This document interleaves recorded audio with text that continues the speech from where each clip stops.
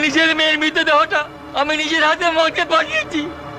বাবা হয়ে কেউ কখনো মিথ্যা কথা বলতে পারে? বলুন।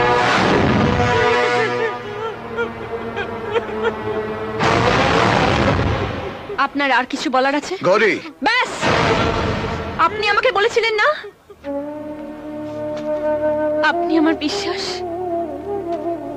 যে একটা অসহায় মেয়ের একটা রাতের বিশ্বাসের মর্যাদা রাখতে পারে না, সে আমার সারা জীবনের বিশ্বাস হয়ে থাকবে কি করে?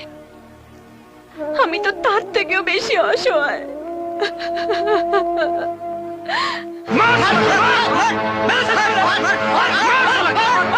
তুফান বছরে এক আধবার আসে, আর পুলিশ সারা বছর হাসে।